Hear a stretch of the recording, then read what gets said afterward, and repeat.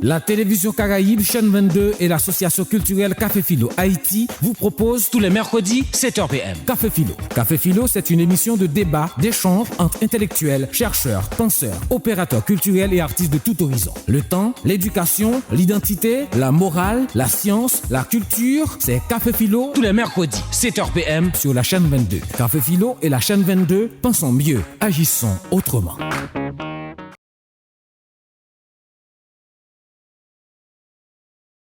Mesdames et messieurs, bonsoir et bienvenue à Ambiance Resto à l'heure de ce café exceptionnel avec le militant panafricaniste Kémy Séba. Donc c'est un plaisir de vous recevoir ici et merci d'être venu en si grand nombre malgré le Copa América et malgré le temps qui s'annonce mauvais. Et je dois dire que le café de ce soir n'aura pas été possible sans la fougue et la complicité de Claude Sénéchal, le jeune poète haïtien Claude Sénéchal, qui a mobilisé toute une équipe, qui a mobilisé des jeunes de controverse, dont moi et Webster Corneille, qui a mobilisé Sarah Renélic, Louise Carmel Bijou pour le café de ce soir.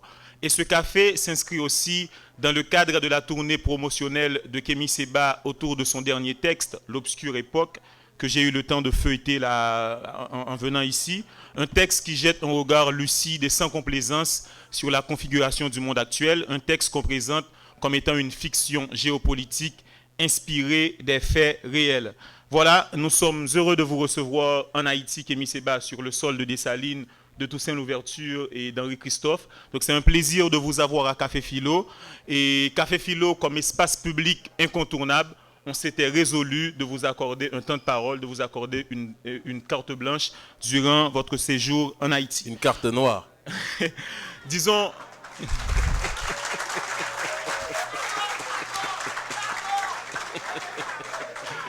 Voilà, une carte noire. Une carte noire, ouais, il commence déjà de l'attaque. Donc il faut dire qu'il y a toute une communauté d'étudiants qui vous suit sur Facebook, qui regardent vos posts, qui commentent vos photos. Donc vous êtes très écoutés en Haïti, vous avez beaucoup d'audience. Et juste avant de rentrer de plein pied dans le débat, il faut dire qu'à Café Philo, nous avons un certain format que nous tenons à respecter. Donc je vais rapidement inviter le public qui s'impatiente déjà à se mettre debout pour saluer la Dessalinienne. Le pays pour les ancêtres, marchons unis, marchons unis, dans nos rangs de terre, une chose, soyons seuls maîtres, marchons unis, pour le pays, pour les ancêtres, marchons, marchons, marchons unis, pour le pays, pour les ancêtres, pour le drapeau, pour la patrie, mourir est beau, notre passé nous crie, ayez la Marguerite, mourir est beau, pour le drapeau, pour la patrie, mourir est beau, pour le drapeau, pour la patrie. Et tout de suite après, pour rester dans l'idée du format de Café Philo, nous allons auditionner notre chanson fétiche, Hasta Siempre, Comandante.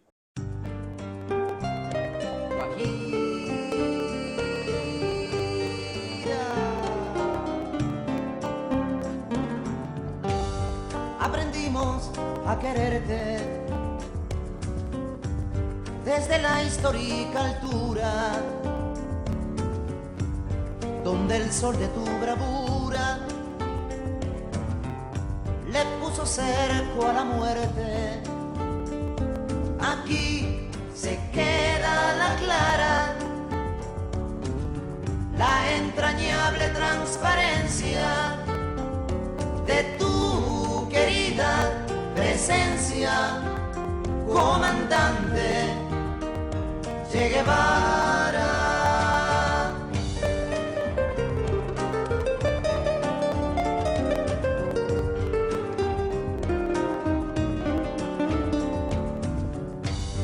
Tu mano gloriosa y fuerte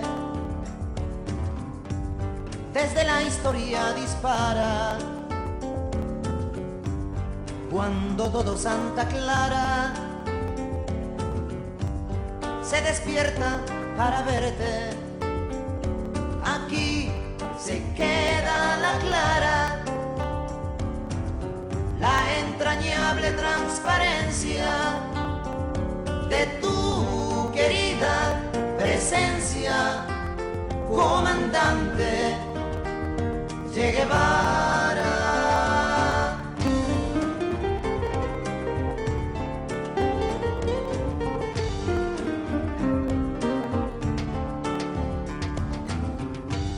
Vienes quemando la brisa con soles de primavera para plantar la bandera con la luz de tu sonrisa. Aquí se queda la clara, la entrañable transparencia de tu querida presencia, comandante Che Guevara.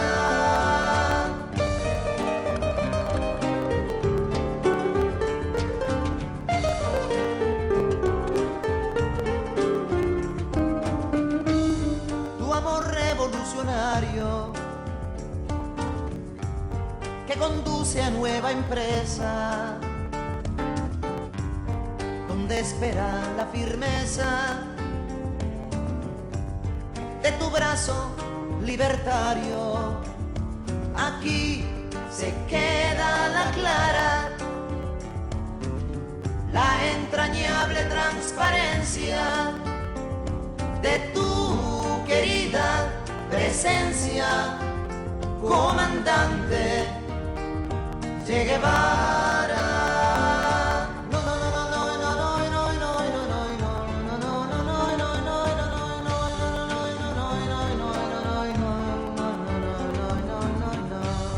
Seguiremos adelante,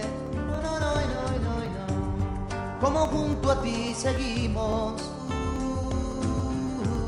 y con Fidel te decimos,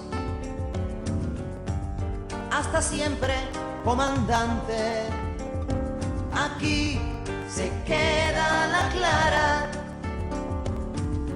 la entrañable transparencia de tu querida presencia, comandante Che Guevara.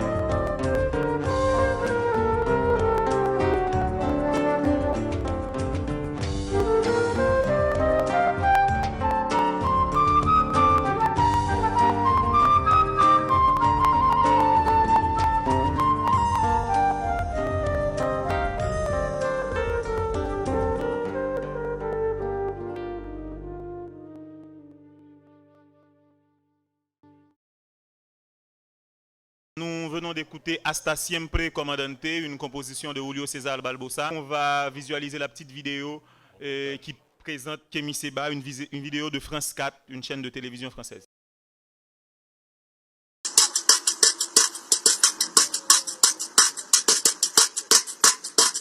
Depuis qu'il s'est installé à Dakar il y a 5 ans, Kémi Séba a envahi la scène publique et médiatique africaine.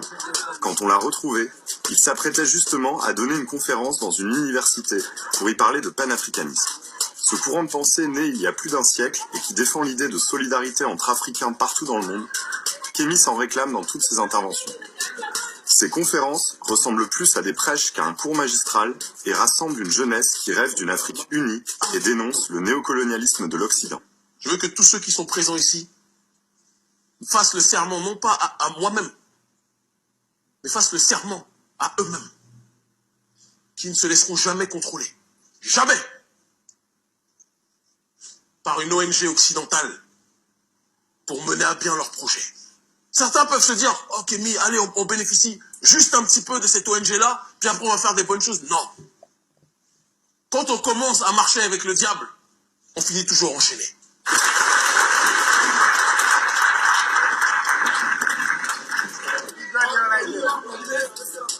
Tout le monde y aura, il n'y a pas de problème. Mais qui est vraiment ce prof pas comme les autres?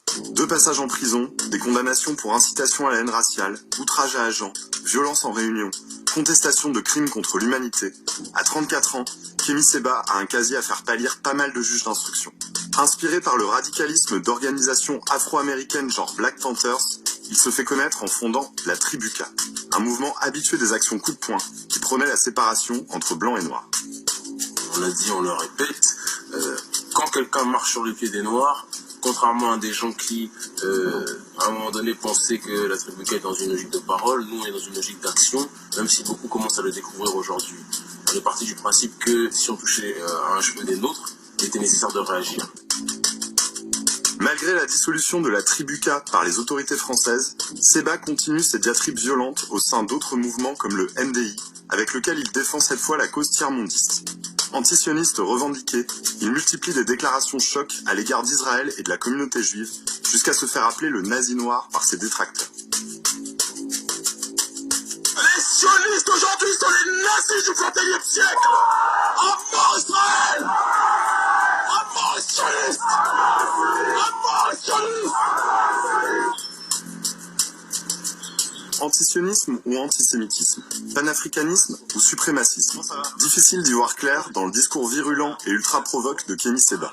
Si on a décidé de lui tendre le micro aujourd'hui, c'est parce que malgré son passé sulfureux, l'ex-leader de la Tribuca séduit sur le continent africain et on avait envie de comprendre pourquoi. Ça va mon frère, ça va la famille. On était dans une période où on était obligé de provoquer pour se faire entendre. À une certaine époque. J'étais dans un environnement que j'estimais être hostile, moi qui m'agressais. C'est comme ça que je le ressentais. Et en arrivant ici, je suis arrivé dans un endroit où je me suis senti apaisé. Les gens aiment, quand tu es véridique, attention, hein, le public sénégalais ne gobe pas tout. Il peut être très méchant quand il voit des charlatans qui essaient de l'escroquer. Ouais. Mais quand tu parles le langage de ces gens-là, quand tu parles de leurs aspirations, je sais qu'on est plus soutenu et suivi. On est plus soutenu ou suivi que certains politiciens. Et justement, quelle perception ils ont les gens ici de ton combat et de ce que tu défends? Parce que honnêtement, en France, on te considère comme un suprémaciste, racialiste, antisémite, etc. Un nazi noir. Oui, voilà, c'est ça. C'est comme ça qu'on t'appelle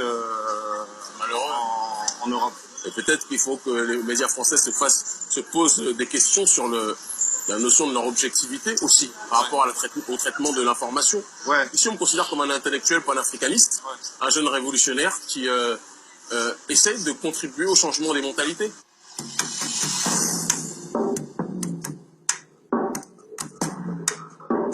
Aujourd'hui, le panafricanisme revient en force sur le continent. Dans la plus grande librairie de Dakar, un rayon entier lui est consacré. On y trouve les biographies des grandes figures du mouvement comme Cheikh Anta Diop ou Thomas Sankara, juste à côté des livres de Kémy Séba. Une association difficile à imaginer chez un libraire parisien. Ça va mon frère? Merci beaucoup mon frère. Merci infiniment mon frère. Merci beaucoup, ça me touche beaucoup mon frère.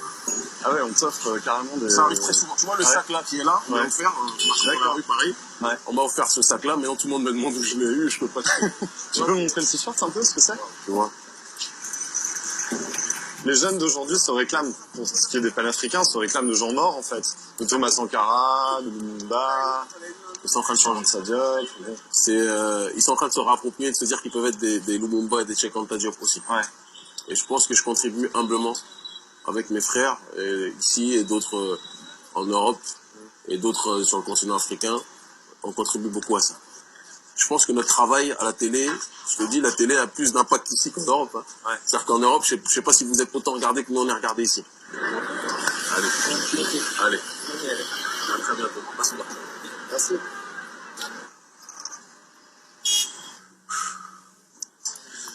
Alors là, on est dans les studios de la 2S TV, c'est la deuxième plus grande chaîne de télévision sénégalaise. Et c'est sur ce plateau que Kémy Séba va présenter sa nouvelle émission. On n'en sait pas grand-chose encore, il nous a juste dit qu'il allait être seul sur le plateau et faire des chroniques géopolitiques, un peu sur le même modèle que les chroniques qu'il fait pour l'émission Le Grand Rendez-vous, qui est une émission basée sur le modèle de On n'est pas couché de Laurent Ruquier en France. Comme On n'est pas couché en France, le grand rendez-vous bat des records d'audience au Sénégal. Diffusé sur le continent via le bouquet Canal Satellite, c'est l'un des talk-shows les plus suivis dans toute l'Afrique de l'Ouest francophone. Et cette popularité, les producteurs de l'émission la doivent en grande partie à Kémy Séba. En 2013, il décide de l'embaucher pour ses talents de polémiste. Très vite, ses chroniques deviennent populaires et sont partagées sur Internet. Aujourd'hui, plusieurs d'entre elles ont été vues des centaines de milliers de fois. Les personnes poursuivies par la CPI sont dans leur quasi-intégralité des gens qui sont africains aujourd'hui. Il faut qu'on se pose des questions. Les États-Unis ont bombardé des pays au Moyen-Orient. Ils ont détruit la Libye. Aujourd'hui, il y a des chasses aux nègres parce que justement le pays a été déstructuré. Il est temps que les Africains apprennent à décider de leur propre destin et ne pas vendre leurs frères à une cour pénale supérieure. Voilà ce que C'était la chronique de Kémy Séba. On peut être d'accord ou pas. Exactement. Mais le plus important, c'est de donner des faits pour être en désaccord. Sinon, c'est pas là. Monsieur Pierre. Monsieur Séba, ça va? Ça va bien. Ma démarche est panafricaine, quelle que soit la thématique dont on parle, on doit rendre ça universalisable, soit certes, c'est-à-dire être compris par tout le monde, mais intelligible en priorité pour les Africains dans leur globalité, du continent de la diaspora. À ton avis, que pense la jeunesse africaine des médias occidentaux? La jeunesse africaine a un regard très critique sur ce qu'on lui impose, sur des médias qui pendant longtemps ont donné le ton en ce qui concerne ce qui devait être dit et ce qui ne devait pas être dit. La jeunesse africaine est extrêmement critique aujourd'hui. Canal+ va lancer une chaîne de télé panafricaine. Qu'est-ce que tu en penses? Il lance une chaîne panafricaine, mais elle n'est pas panafricaniste. C'est-à-dire panafricaine au sens qu'elle va être diffusée partout sur le continent, mais qui ne croit pas que les panafricanistes, qui sont de plus en plus nombreux sur le continent, cette jeunesse que tu as vue ces derniers temps, qui ne pensent pas que ces derniers vont être naïfs et prendre pour argent comptant ce qui est énoncé par un média qui appartient à un groupe français. On s'adapte. Nous revoilà sur le plateau de démocratie après ce petit tour d'actualité. Difficile d'imaginer un type comme Kémy Séba être invité à déjeuner chez un ancien ministre français. Ici à Dakar, le polémiste star de la 2S TV fréquente certains politiques. C'est le cas de Ngoné Ndoye, qui a fait partie du gouvernement de l'ancien président sénégalais Abdoulaye Wade. Pour elle, l'hostilité des autorités et des médias français envers Kémy Séba résulte d'une différence de perception et d'intérêt entre l'Afrique et l'Occident. Que ce soit par rapport à Séba ou à Kadhafi, son point de vue rejoignait celui des étudiants qu'on avait rencontrés en arrivant. Quand on commence à marcher avec le diable, on finit toujours enchaîné. Propos de Kémy Séba. Kémy Séba, figure de proue du panafricanisme révolutionnaire au XXIe siècle, qualifié par les médias d'icône du radicalisme noir de la sphère francophone. Kémy Séba est un idéologue panafricaniste, antimondialiste, opposé au brassage globalisé imposé par les élites. Il est le concepteur de la supranégritude, une avancée de la négritude, un dépassement de la négritude, et le fondateur d'Afro Insolent Radio et de la Tribuca depuis 2013. Il travaille comme chroniqueur géopolitique à la 2S TV au Sénégal. Kémy Séba, vous avez la carte noire ce soir et vous allez nous dire qu'est-ce qu'il y a de si obscur dans notre époque, pour reprendre, pour paraphraser votre texte. Tout d'abord, la première chose que j'aimerais demander au public, chose qu'on ne fait que rarement, je pense, dans le cadre d'assemblée, je vais vous demander de vous applaudir très fortement ce soir pour votre présence ici.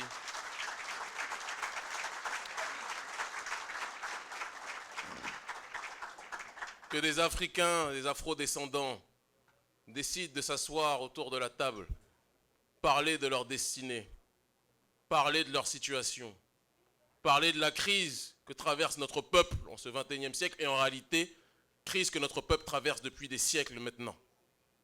Cela aujourd'hui est un acte politique. À cette heure-ci, nous pourrions être en train tous de zouker, nous pourrions tous être en train de danser. Et le fait que nous soyons présents ce soir est un hommage à ceux qui ont fait cette cérémonie du bois caïman, qui était dans cette même dynamique que nous autres, en l'occurrence une volonté de libération. Je ne vais pas être très long ce soir en termes d'exposé, parce que je n'aime pas être dans le monologue et je préfère le débat d'idées. Et je suis venu à la rencontre de la terre d'Haïti parce que je dis toujours que un musulman, lorsqu'il veut aller en pèlerinage, il va à la Mecque. Un chrétien, lorsqu'il va aller en pèlerinage, il va au Vatican. Un défenseur de la cause noire, lorsqu'il va en pèlerinage, il va à Haïti.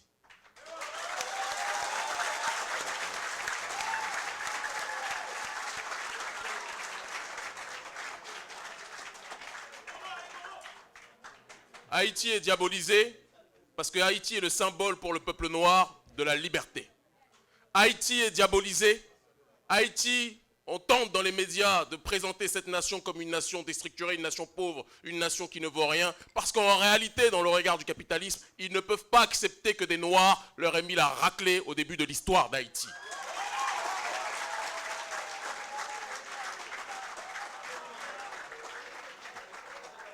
Beaucoup de personnes pensent qu'il est mieux pour un Haïtien d'aller chercher bonheur à Miami, qu'il est mieux pour un Haïtien d'aller chercher bonheur en France ou aux États-Unis. Mais je le dis que le paradis de l'homme noir se trouve sur la terre de Dessalines, de Boukman, d'Henri Christophe, de Félicité.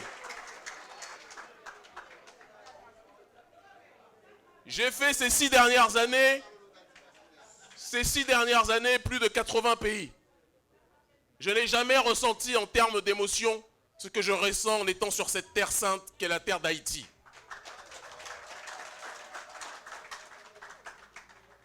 Je pourrais me présenter en quelques mots, mais je pense que la meilleure façon de se présenter, comme le disait Socrate, pour une fois on va citer un blanc, Déjà dans l'attaque, hein? C'est d'être déjà dans cette dynamique d'échanger avec le peuple parce que c'est la juxtaposition des idées, à partir de cette juxtaposition que jaillit la lumière. J'ai commencé à débattre lorsque j'étais dans la rue, en région parisienne, en confrontant mes idées à d'autres personnes, en confrontant mes idées avec des frères, en confrontant mes idées avec des blancs, qui peuvent être des frères aussi de temps en temps, et en confrontant même mes idées lorsque j'ai été par la suite dans une démarche d'avancer dans ce combat, lorsque j'ai été condamné par les autorités françaises parce qu'ils trouvaient notre discours trop radical, et bien souvent quand le colon ou quand le capitaliste juge quelqu'un de radical, c'est que celui-ci est radicalement dans la bonne direction, il faut aussi le préciser.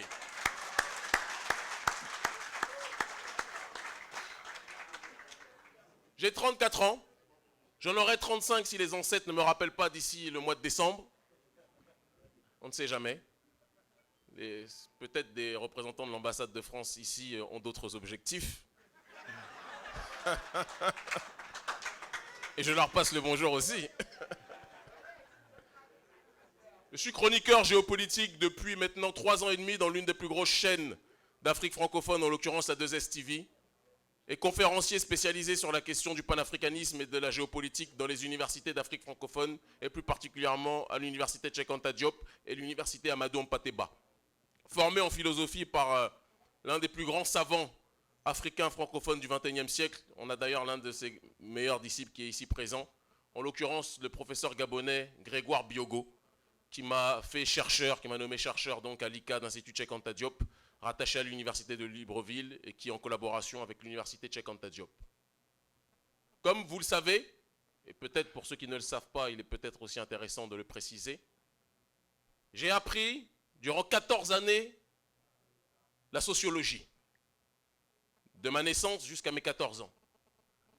Lorsque j'étais, oui, c'est une école aussi, lorsque j'étais confronté à la négrophobie la plus violente, à la brutalité la plus sourde, au racisme structurel le plus aveugle, j'ai appris dans la violence véritablement ce qu'était le rapport, ce que pouvait être le rapport noir-blanc. J'ai appris la psychologie, toujours durant ces 14 premières années, en observant ce que la négrophobie pouvait effectuer sur des populations qui étaient ostracisées, qui étaient enlevées du giron de l'humanité à cause de leur couleur, de leur peau.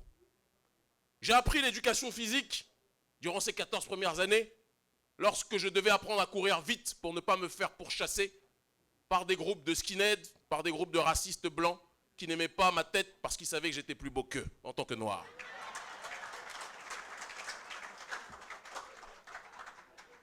J'ai appris la philosophie durant ces 14 premières années parce qu'il faut savoir être philosophe pour ne pas commencer à détester l'humanité lorsque celle-ci vous fait comprendre que vous êtes un sous-homme à cause de votre couleur de peau dans leur propre regard ignorant. Et enfin, j'ai appris l'acceptation et la fierté de soi parce qu'il y a un adage que ma mère m'a toujours répété qui est que si tu attends que les autres te valorisent pour ta couleur, tu finiras par mourir, mon fils, seul de douleur. Nous sommes dans un monde où le peuple occidental de manière générale, mais il y a des exceptions à cela évidemment, vit dans une démarche freudienne Le système occidental a tué le père et la mère, en l'occurrence le peuple noir, pour pouvoir exister.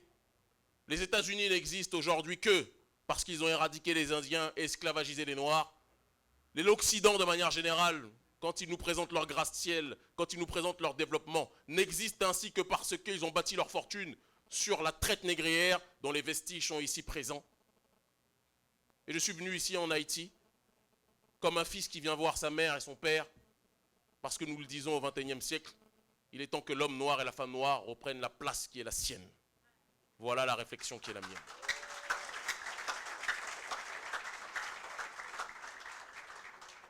Je ne ferai pas partie de ceux qui vont passer du temps, et je le dis de manière générale, partout où nous voyageons, à critiquer, à encourager ou insulter, au contraire, les autorités, quelles qu'elles soient. Je pars du principe que je ne reconnais à l'heure actuelle aucune autorité présidentielle africaine ou afro-diasporique. Ce sont tous les mêmes pour la plupart du temps. Les Sankara, les Lumumba, les Dessalines, pour aller plus loin, ont transité. Ils nous ont légué un héritage.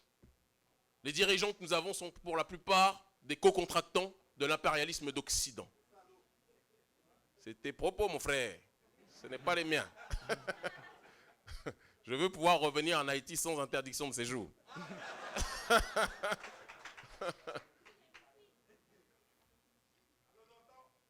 Le véritable, à mon sens, pouvoir et centre de gravité ne se situe depuis déjà très longtemps plus au sein des élites. Il se situe au sein de la société civile, c'est-à-dire vous et moi, mes frères et sœurs. L'impérialisme d'Occident sait à quel point nous sommes puissants, de telle sorte qu'il investit aujourd'hui aux quatre coins du monde où notre peuple est installé, beaucoup plus d'argent auprès de la société civile qu'il n'en investit auprès de ses anciens co-contractants. La vérité est que l'impérialisme et le capitalisme, parce que c'est le véritable nom de l'impérialisme, quoi qu'on en dise, comprend beaucoup plus notre pouvoir que nous le comprenons nous-mêmes. Si vous voulez entendre ce soir un discours visant à se rapprocher de l'Occident, je le dis et je le répète, vous n'êtes pas à la bonne place dans ce café philo. Si vous êtes venu ce soir pour savoir comment faire pour que nous nous développions et que nous puissions rattraper les sociétés d'Occident, je le dis et je le répète, vous n'êtes pas à la bonne place au café philo parce que l'Occident ne peut pas être une norme pour moi et ne peut pas être une norme pour nous. Une société qui est en crise là-bas ne peut pas se permettre de donner des leçons à une nation comme la nôtre. Quoi qu'on puisse en dire, ils sont en crise. Le taux de suicide est plus développé chez eux que chez nous, ce qui signifie que la richesse n'est pas toujours ce qu'on veut nous faire croire. Ceux qui pensent, ou ceux qui voudraient entendre ce soir, comment nous pourrions aller dans la voie de l'émergence, je leur réponds qu'on n'émerge qu'à partir du moment où on estime qu'il y a un baromètre à atteindre. Et si ce baromètre, ce sont les sociétés développées d'Occident, je vous dis, je vous le répète, que leur développement n'est pas un développement pour nous. Ceux qui veulent savoir ce soir comment faire pour avoir une société beaucoup plus alphabétisée, une société où il y aurait beaucoup plus de lettrés, une société où il y aurait beaucoup plus d'intellectuels au sens de l'acceptation du nouveau monde, je réponds à ces derniers que l'illettrisme est une question de paradigme. En Occident, être illettré, c'est ne pas savoir lire de A à Z. Dans les sociétés du peuple noir, être illettré, ce n'est pas être capable de lire les signes de la nature. Et notre peuple lit les signes de la nature bien plus qu'aucun autre peuple. Notre peuple lit les signes de l'environnement bien plus qu'aucun autre peuple. La seule problématique auquel nous sommes confrontés, c'est que nous avons fini par oublier qui nous étions. Parce que nous avons fini par suivre le paradigme de ceux qui nous ont colonisés, de ceux qui nous ont esclavagisés auparavant. Et c'est quelque chose que l'on doit insérer. Le véritable ennemi de l'homme noir et de la femme noire n'est pas le blanc, n'est pas l'arabe, n'est pas le juif, n'est pas le libanais, syro-libanais qui tient les commerces ici. Ah, tu le sais, hein? Peut-être que je me trompe.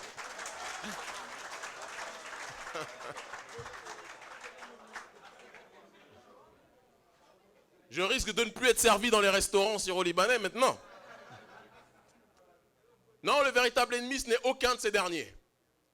Le véritable ennemi du peuple noir, c'est le peuple noir lui-même.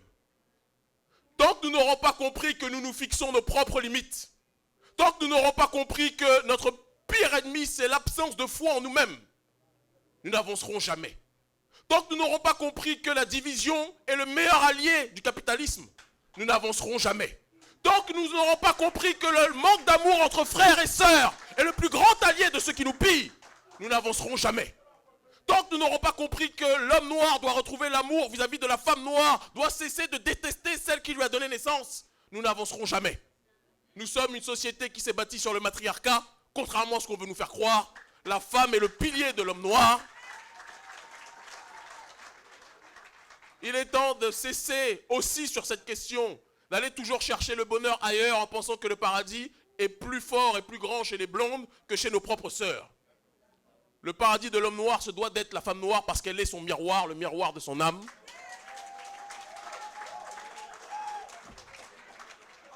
Et c'est aussi l'une des clés, ne la négligez pas. C'est aussi l'une des clés pour lesquelles notre peuple ne se lève pas. Nous ne croyons pas en nous-mêmes. Ils ont réussi à nous faire croire que ce qui était le plus sacré chez nous était de la sorcellerie, en l'occurrence le vaudou. On nous dit le vaudou, arrêtez avec vos histoires de vaudou là, mettez-vous dans les voies officielles telles qu'acceptées par les canaux d'Occident. Nous leur disons non. On peut être chrétien, on peut être musulman, là n'est même pas le problème. Mais le vaudou est le tissu qui nous relie à notre paradigme ancestral.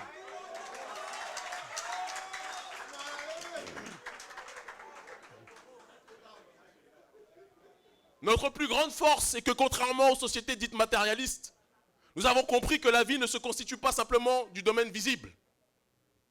Le monde invisible, la métaphysique a son sens dans le cadre de notre démarche de résistance.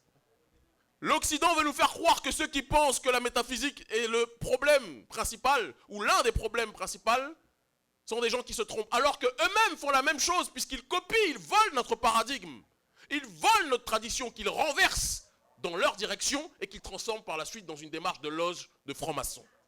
Et c'est quelque chose qu'on doit préciser. Et c'est pour ça que je dis toujours aux frères, aux sœurs, qui veulent rentrer dans ces loges de perdants, de francs-maçons, au lieu de chercher la copie, prenez l'original qui est la tradition.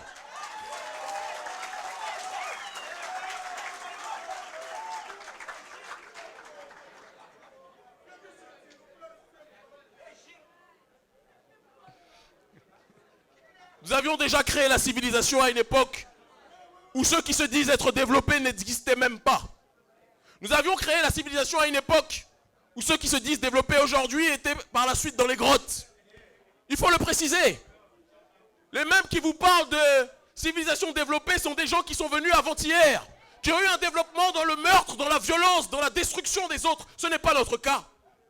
Nous pourrions être dans une dynamique de détruire tout sur notre passage, mais nous ne le faisons pas parce que, ontologiquement parlant, ce n'est pas notre cas. Mais leur force, c'est qu'ils ont réussi à créer une violence intrinsèque en nous-mêmes que nous reproduisons sur nos propres frères, et c'est quelque chose que nous devons cesser. Nous devons cesser d'attendre toujours de l'autre qu'il soit dans une dynamique de nous aider. Nous devons cesser d'attendre des autorités de faire ce que nous pouvons faire pour nous-mêmes. Le problème des sociétés civiles africaines, et quand je dis africaines, je parle de leur capitale, en l'occurrence Haïti. Le problème de ces sociétés civiles, c'est qu'elles ont toujours fini par attendre que les autorités fassent pour elles ce qu'elles devraient faire pour elles-mêmes. J'ai visité en moins de 48 heures les rues de Port-au-Prince, de Porto Principe, comme disent les frères de Saint-Domingue. Et j'ai été choqué par l'immense ressemblance qu'il y avait, ne serait-ce même que dans l'infrastructure, si infrastructure il y a. C'est vrai que des fois on a du mal à se dire que notre peuple a construit les pyramides quand je vois comment on construit les immeubles. Mais il y a quelque chose qui s'est passé pour qu'on en arrive là.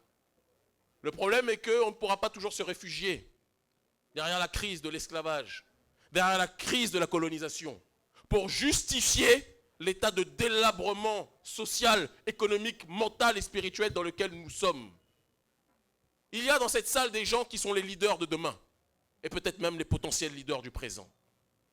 Il y a dans cette salle des gens qui sont dotés d'une puissante réflexion. Nous ne pouvons pas accepter, on n'acceptera jamais, nous ne le devons pas, qu'on puisse vivre dans des sociétés, dans des pays où les routes sont comme des toboggans,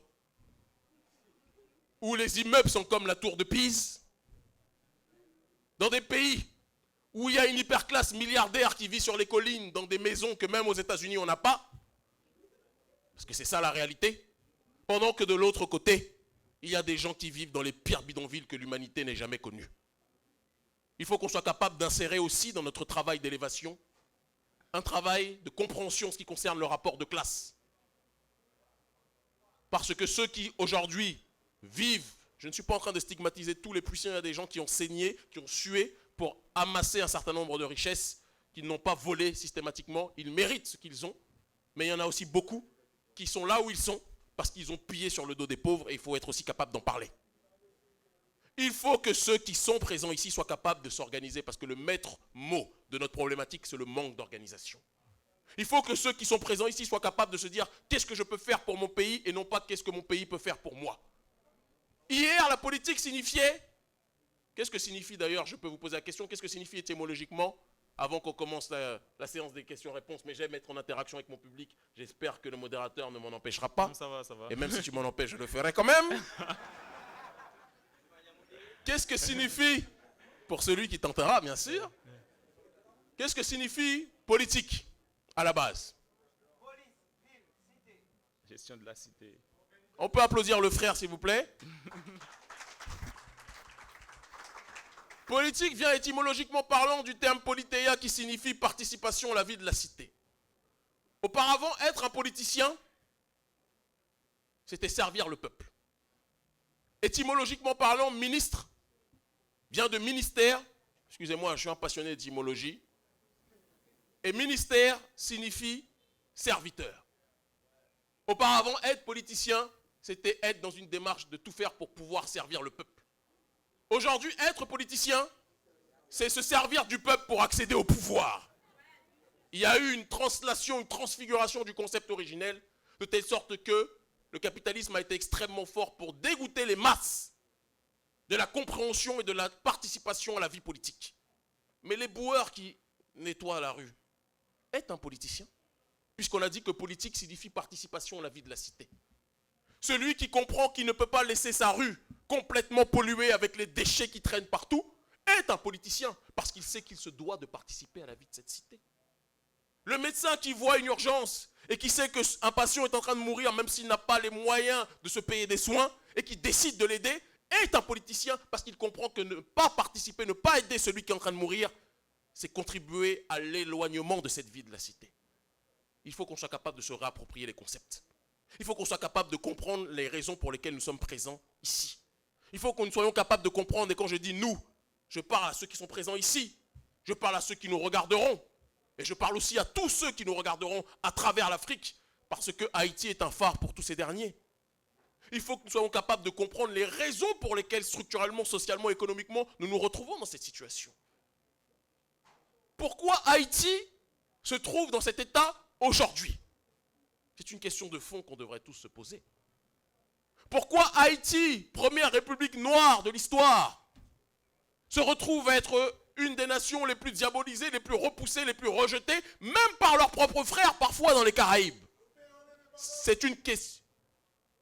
Le frère a donné la réponse. Le capitalisme et l'esclavagiste a toujours eu une méthode. Dès qu'il voit un esclave rebelle qui a le courage, qui a la fierté, qui a la dignité, qui a l'éthique, il fait tout pour faire en sorte de traumatiser les autres de telle sorte que ces derniers ne suivent pas l'exemple de celui qui était le modèle. Haïti paie le prix de sa résistance. Haïti, jusqu'à aujourd'hui, paie le prix de son indépendance. Lorsqu'il y a des tremblements de terre et que certains croient que c'est quelque chose qui vient du ciel, pourtant c'est sous nos pieds que le sol a tremblé, pas du ciel. Il faut qu'on soit capable de se rappeler que les instruments visant à déstabiliser nos populations existent depuis la nuit des temps. Le capitalisme a toujours été dans une démarche de laisser proliférer un certain nombre d'armes, qu'elles soient économiques, qu'elles soient sociales, qu'elles soient physiques, pour déstabiliser des nations qui leur résistaient. Ils le savent, et Hugo Chavez, dont je suis très proche, j'étais très proche, paix à son âme, je suis très proche de son camp, en tout cas, notamment de l'ambassadeur du Venezuela en Afrique de l'Ouest, l'un de ses anciens ministres, Eddie José Corcega, un ami. Hugo Chavez disait que si Haïti se lève, l'Afrique se lèvera. L'Amérique du Sud se lèvera. Et les peuples du monde, du tiers-monde et même du monde arabe, du Moyen-Orient qui sont colonisés aujourd'hui ici, se lèveront. Et c'est pour ça qu'ils veulent faire en sorte de laisser Haïti sous hypnose. Mais l'hypnose n'existe qu'à partir du moment où on ne prend pas conscience de l'état dans lequel nous nous trouvons. Mais à partir du moment où nous réalisons la situation dans laquelle nous avons été plongés, il convient pour celui qui a fait l'objet de cette hypnose de faire le choix, soit de la passivité, soit de la réactivité. La réactivité commence déjà par le fait d'être capable nous-mêmes d'agir sur des terrains qui sont des terrains centraux et vitaux pour notre jeunesse. Parce que Haïti, qu'on le veuille ou pas, c'est en priorité d'abord la jeunesse. Nos aînés sont nos piliers. Et ceux qui seront le moteur de cette société, ce sont ceux d'ailleurs qui ne sont pas écoutés par les prétendues autorités, les prétendues élites qui en réalité sur le terrain politique ne cessent de se déliter. C'est cette jeunesse. Cette jeunesse doit être capable de s'inspirer de ce qui se fait partout dans le monde. Cette jeunesse doit être capable de consolider le domaine de la société civile en termes de structuration d'ONG. Certains vont me dire à juste titre, et peut-être on en parlera lors des questions-réponses, Kémy, pour construire une ONG, il faut de l'argent. C'est vrai. Vous avez raison. Et le problème, c'est que l'argent, il est plié par la plupart du temps par nos dirigeants. Je leur dirais, c'est vrai. Mais je leur répondrai, je leur rajouterai de 1, qu'il n'y a pas que nos dirigeants qui ont de l'argent. Il y a des milliers d'entrepreneurs. Le problème, c'est que nous passons notre temps, lorsque nous sommes dans une démarche de chercher des réseaux, nous passons notre temps plutôt à regarder les clips vidéo de Nicki Minaj, de Beyoncé. Et je les comprends, Nicki Minaj, je peux comprendre qu'on regarde ces clips. Rihanna, Beyoncé, je peux comprendre qu'on regarde ces clips aussi. Ce sont nos sœurs. Dans ce cas-là, ça t'arrange beaucoup. Uniquement pour cette raison. Mais elles ont leur mission, mais la nôtre est de ne pas rester trop scotché sur le booty checking. La nôtre est aussi d'être capable de faire des recherches pour créer la mise en réseau. Je vais vous donner un exemple très précis en ce qui concerne par exemple le financement d'ONG qui peut être très efficient et qui peut nous permettre d'avancer. Vous avez peut-être vu dans le reportage qui a été brutalement coupé, c'est dommage parce que c'était vers la fin que c'était intéressant, que je disais à la jeunesse africaine du continent de tout faire pour ne jamais devenir dépendant des ONG d'Occident pour financer nos projets. Reprenons l'adage qui dit « Quand tu marches une fois avec le diable, tu finis toujours enchaîné ». Et je le pense profondément de la même façon qu'un serpent qui vous a mordu une fois, si vous lui confiez votre bébé parce que vous avez besoin de vous absenter, ne vous étonnez pas si vous retrouvez votre bébé mort par la suite. Il y a de cela 2 ans, levez la main ceux qui suivent un petit peu le football. Tout le monde suit le foot. C'est vrai que avant-hier j'étais à Saint-Domingue, personne ne suivait le foot, donc entre les 2 régions sur la même île, j'étais un peu déphasé. C'est vrai que vous suivez le foot puisque Haïti a perdu 7-1 contre le Brésil. Nous l'avons vu. Mais bon, le Brésil, c'est aussi des afro-descendants. Donc, c'est une défaite en famille. Faut qu'on se console comme on peut.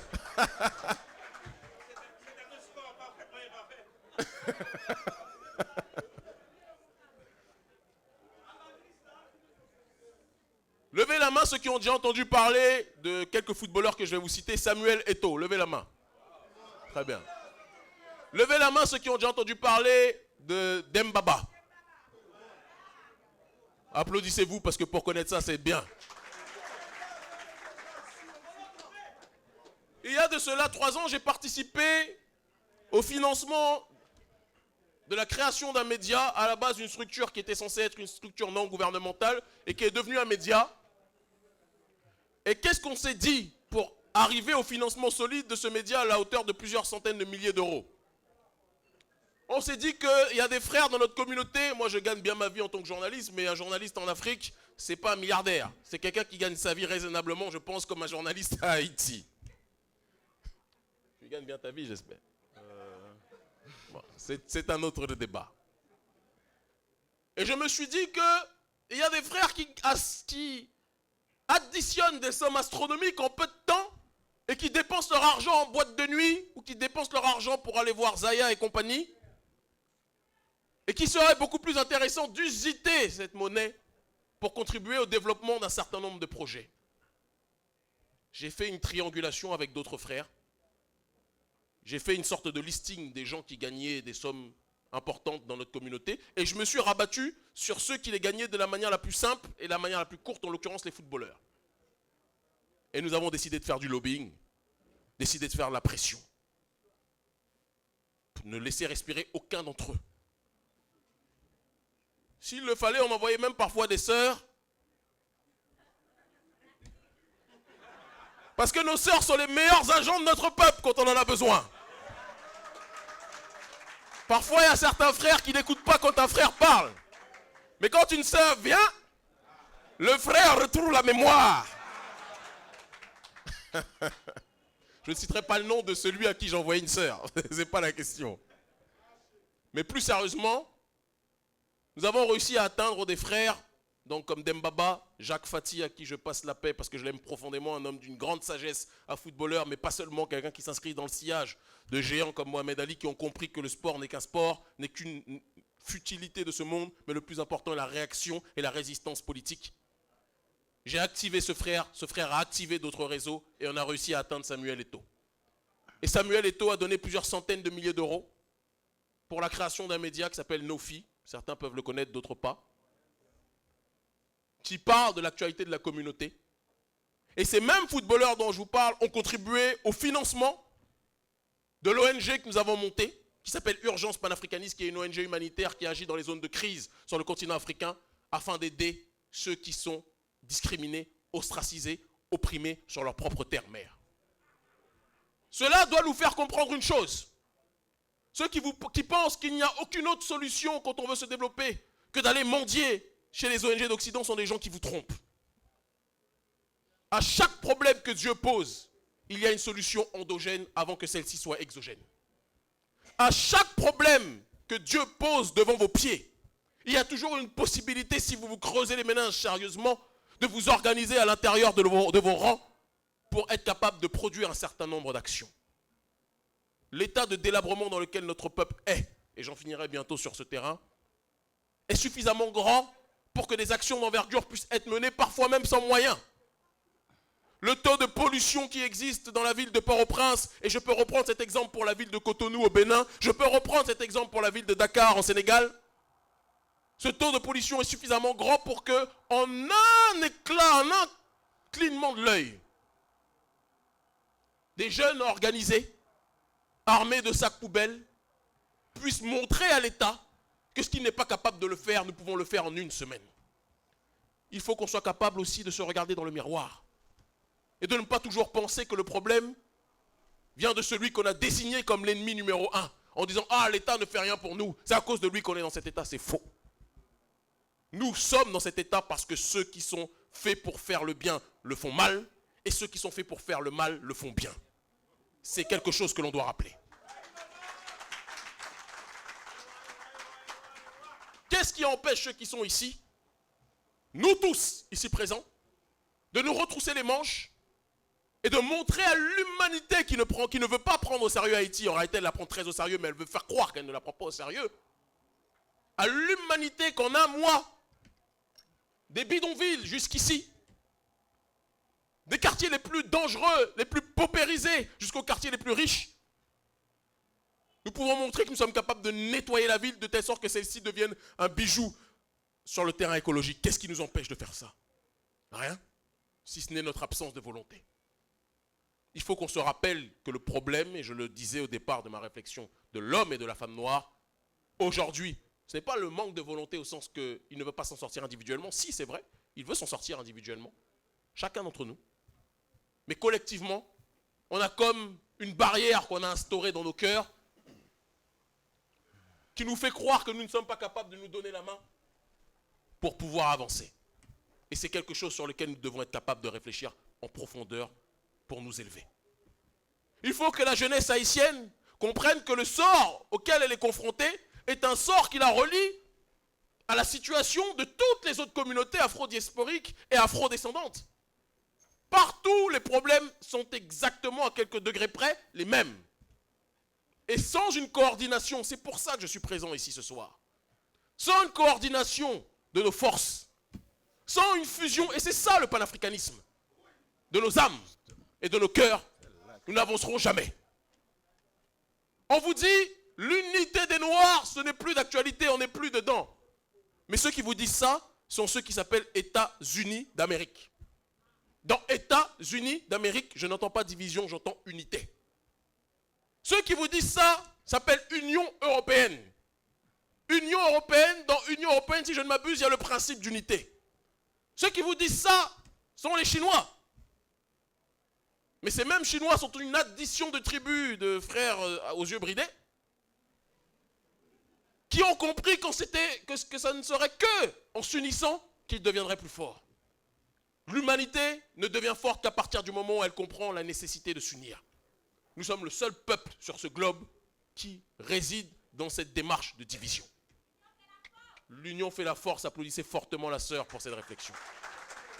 Je pourrais parler des heures, mais j'ai mon censeur qui me dit qu'il faut qu'on passe à l'autre étape. Et ça sera probablement l'étape la plus passionnante. Et je vous demande de vous applaudir encore ce soir pour votre présence.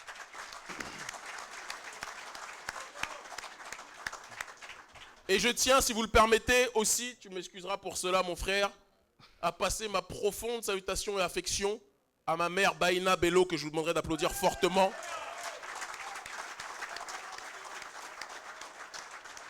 À mon frère Claude Sénéchal, que je vous demande d'applaudir aussi s'il vous plaît. À ma très chère sœur, ma mambo aussi, Sarah Renélic, sans qui je ne serais pas présent aujourd'hui. Et à mon amie de longue date, la sœur Princesse Eudes, que je vous demande d'applaudir fortement. Et voilà, on prend une petite pause musicale et on revient.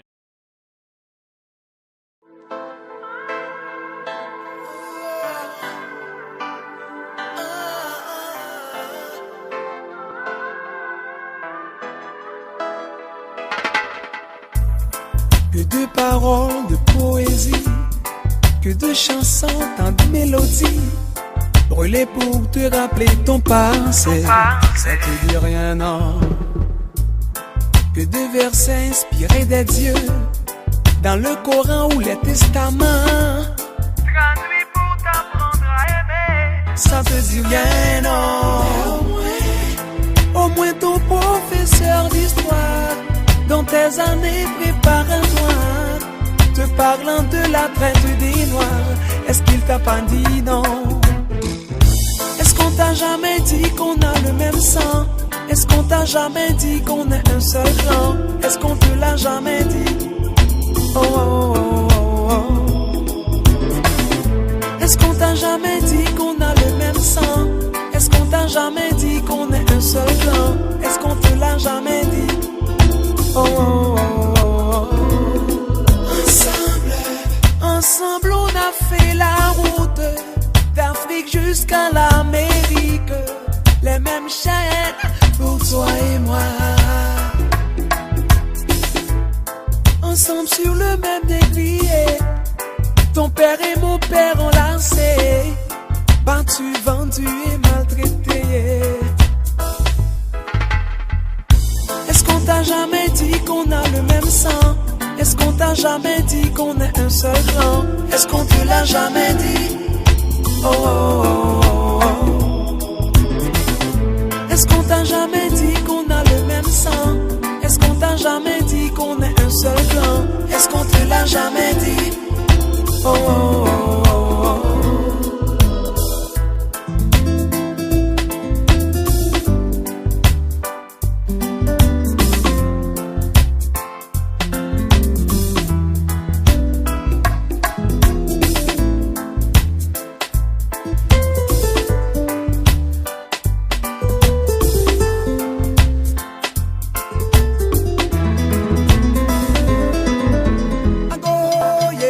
I go,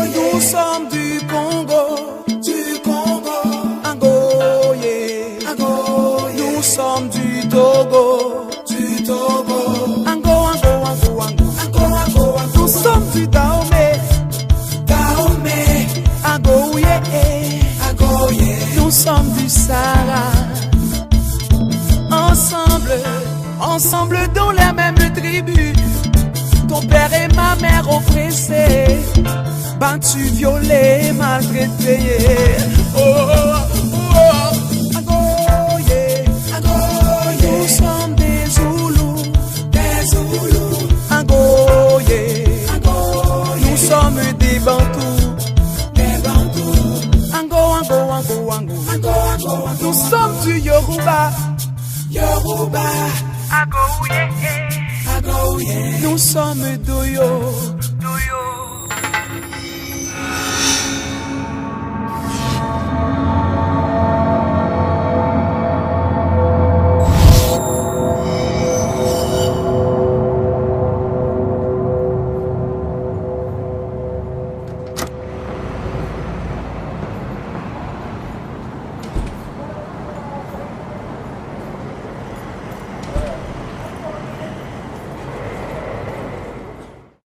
Est-ce qu'on t'a jamais dit qu'on a le même sang? Est-ce qu'on t'a jamais dit qu'on est un seul clan? Est-ce qu'on te l'a jamais dit? Oh, oh, oh, oh. Est-ce qu'on t'a jamais dit qu'on a le même sang? Est-ce qu'on t'a jamais dit qu'on est un seul clan? Est-ce qu'on te l'a jamais dit? Oh, oh, oh.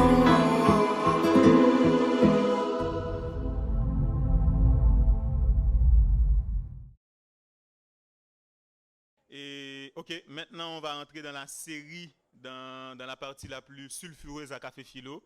C'est la série des questions-réponses. Mais juste avant, j'aimerais bien faire des commentaires sur l'intervention de Kémy Séba. Et l'avantage avec ce genre d'intervention, c'est qu'on a comme l'impression qu'il n'y a que des bons points, mais ce n'est qu'une impression. Et si on se donne la peine de regarder de plus près, on verra des points qu'on doit bien critiquer. Moi, je trouve qu'il y a dans l'intervention de Kémy Séba, pas nécessairement dans son intervention, mais aussi dans les prises de position de Kémy Séba, je trouve qu'il y a un côté, un angélisme noir qui est calqué sur un panafricanisme que je n'apprécie pas. Et parce qu'à mon avis, le panafricanisme, que ce soit le panafricanisme, que ce soit la négritude, que ce soit l'indigénisme qui plus tard accouchera le noirisme, qui accouchera le duvalierisme, ces mouvements-là ne sont jamais loin d'un certain essentialisme.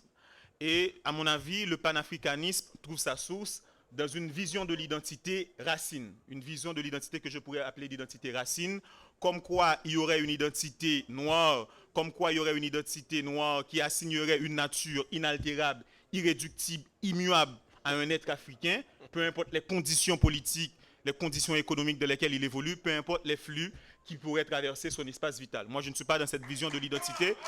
Je suis plutôt du côté de l'identité rhizome, pour un peu reprendre Deleuze, de l'identité qui ouvre une brèche et à toutes les possibilités de métissage, à toutes les possibilités de rencontre, à toutes les possibilités de créolisation.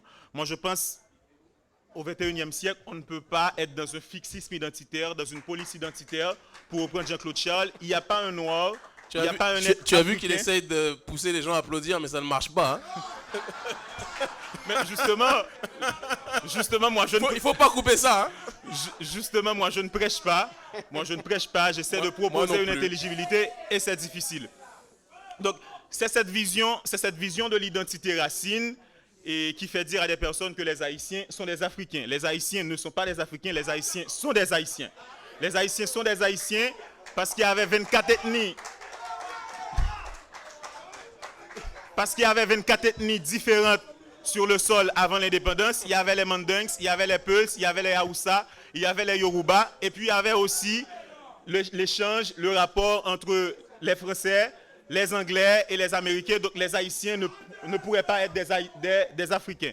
Donc je voulais faire cette remarque, je voulais faire cette intervention. Est-ce qu'il est possible quand même, je sais qu'on nous a dit qu'il y avait peu de temps, est-ce qu'il est possible, s'il vous plaît, parce que ça serait trop facile que je parle et après tu fasses une remarque sans que je puisse répondre. Non, je pense que quand on parle de... Vous aurez le temps de répondre. D'accord, ok. Mais c'est possible que je puisse répondre tout de suite parce que j'adore ce genre de domaine. Alors la première chose déjà, je remercie mon très cher petit frère de sa tentative de réponse. C'est quoi ce paternalisme? Paternalisme serait que je dirais que tu es mon fils, je dis que tu es mon frère. Donc c'est Non, différent. mais Juste, je termine. C'est le premier point. Deuxième point, quand on parle du discours de quelqu'un, il est toujours intéressant d'avoir lu son idéologie et sa réflexion pour comprendre si oui ou non il est fixé dans une identité racine ou au contraire s'il veut la transcender. Quelle est la définition de supranégritude, étymologiquement parlant? Aller au-delà de la simple négritude. Ce qui est le contraire de ce que tu viens de dire, mon frère. Ça, c'est un premier point. Le deuxième point, la réflexion dans laquelle tu te situes est une réflexion que je retrouve paradoxalement, contrairement à ce que tu peux imaginer, dans la pensée de ceux qui ont fait que nous nous retrouvons dans cette situation aujourd'hui. Je pense que tu as trop regardé ce que TF1 et ce que tes amis d'Occident disent, et tu n'as pas regardé dans le fond ni lu la réflexion qui était la mienne, parce que sinon tu comprendrais que les 3/4 du temps, dans mes meetings, la composition de mon public, c'est 30% de blancs, ce qui est très loin de la caricature politique et intellectuelle, ou prétendument intellectuelle que tu essayes d'en donner. Je pars simplement du principe que tu ne le veuilles ou pas, toi tu considères que tu n'es pas africain, mais si tu viens avec tes tresses, ton nez épaté et ta bouche bien charnue, dans les rues de Paris, on dira que tu es un Africain, mon frère. Et ça fait de moi un Africain. Et ça fait de moi un Africain. On est reconnu. Je ne t'ai pas interrompu tout à l'heure. Je sens ton cœur qui bat vite. Attends. Je ne t'ai pas encore interrompu. On est considéré comme lion souvent dans le regard de l'autre. Et la problématique qui se trouve au sein de notre peuple, c'est que le lion a fini par croire qu'il était... Je termine. Le lion a fini par croire qu'il était un caniche. Il a fini par croire qu'il était un chien. Il a fini par croire qu'il était un mouton. Mais le monde entier le voit pour ce qu'il est, en l'occurrence un lion.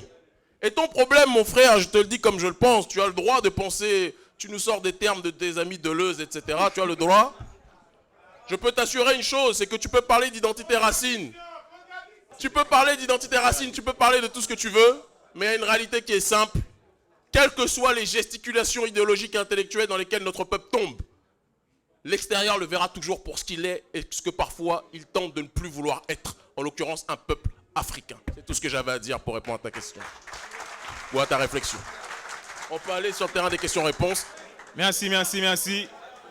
Malheureusement, je ne peux pas répondre parce que je ne veux pas tomber dans le clash avec Kémy Séba. On aura le temps d'en discuter. Et maintenant, on va rapidement prendre la première série de questions. On appelle rapidement Baïna Bello. Honnête. Et nous dit merci à Kémy. Pas d'intention de parler parce que les paroles qu'a parlé, c'est lui qui n'a cœur. Il n'y a pas de nécessité.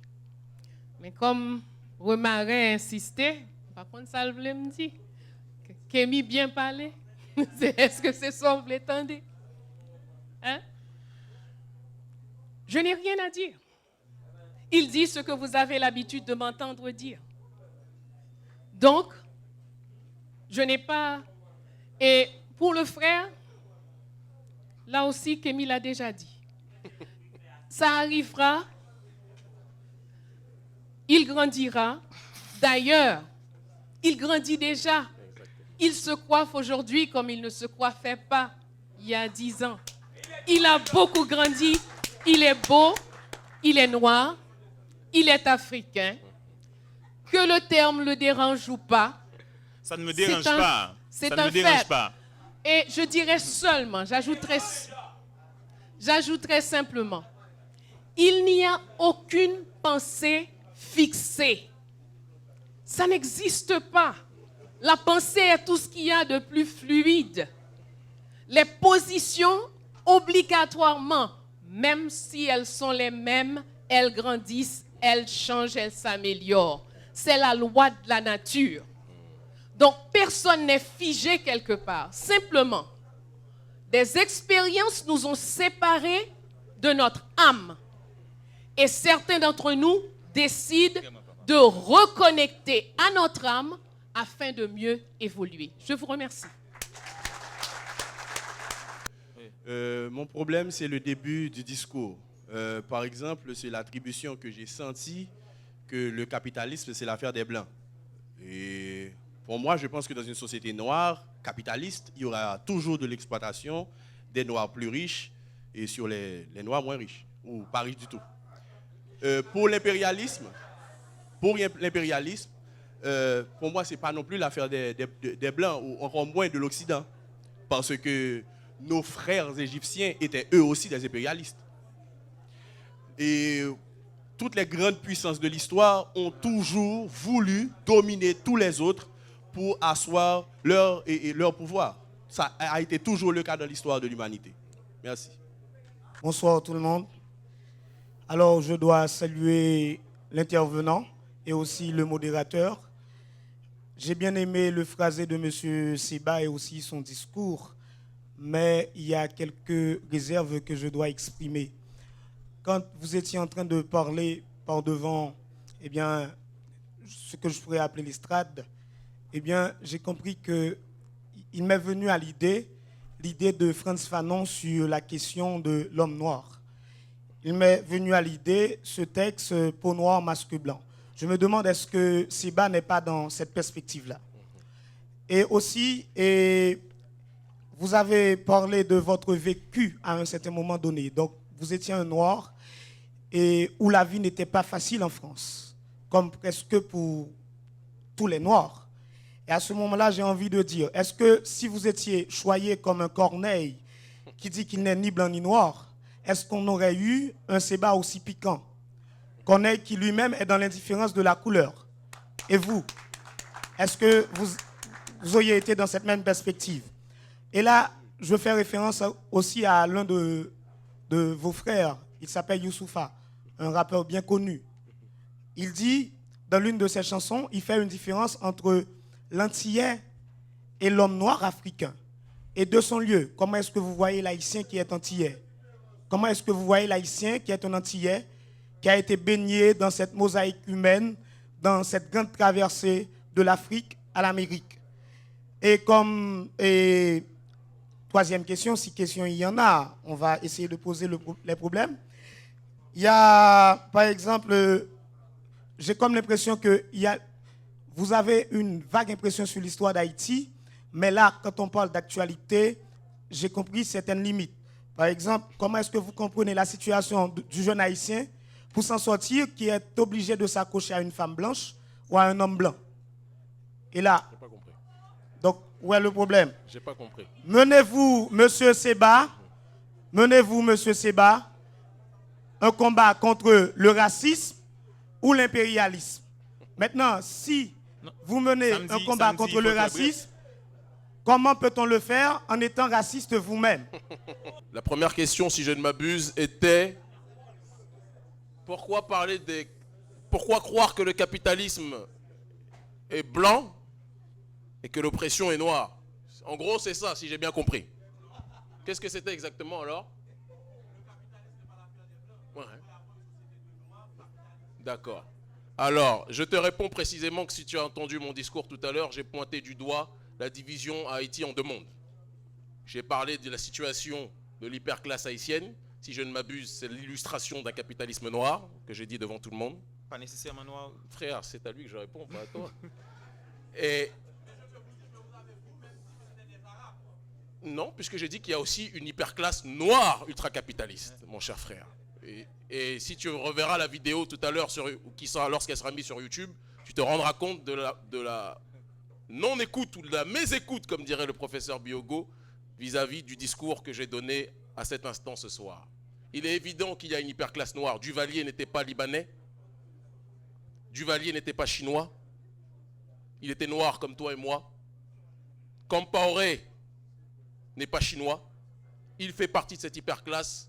Et si tu lis mon ouvrage Black Nihilisme, je t'encourage à le lire attentivement, tu te rendras compte qu'il y a une grande partie de cette réflexion qui est posée sur la nécessité de lutter contre l'hyperclasse africaine et afro-diasporique, qui est l'une des principales responsables, elle aussi, de la situation dans laquelle nous nous trouvons. Ça, c'est le premier aspect. Le deuxième aspect, c'est pour ça que je dis toujours que quand on critique structurellement un discours, il faut être capable de le connaître. Parce que si on ne le connaît pas, on risque souvent de taper à côté. Le deuxième point, et je le dis avec amour, bien sûr. Le deuxième point, toute civilisation est impériale par définition, je te répondrai qu'il faut qu'on revoie le concept d'impérialisme. Il y a impérialisme prédateur et impérialisme élévateur. L'impérialisme lié à l'ultracapitalisme dérégulé est un impérialisme qui a poussé des populations à assujettir, à ostraciser d'autres en fonction de leur couleur de peau. Ceux qui ne connaissent pas l'histoire vont nous dire, et qui vont répéter des passages de la Bible, vont nous dire, mais Kémy, tu dis ça, l'Égypte était une civilisation impérialiste. Je te dirais, mon frère, il faut arrêter de regarder TF1 ou France 2, parce que quand tu étudies l'histoire de Kémet, et non pas l'histoire de notre peuple racontée par l'Occident, tu te rendras compte que l'esclavage des Juifs, comme on nous le raconte, est présent peut-être dans le livre religieux, mais n'est en aucun cas, je dis bien précisément, corroboré par les historiens égyptiens au XXIe siècle et les historiens égyptiens depuis la période de cette civilisation-là. Il faut garder ton calme, mon frère, quand je parle, j'étais calme avec toi. C'est quelque chose qu'il est nécessaire de préciser.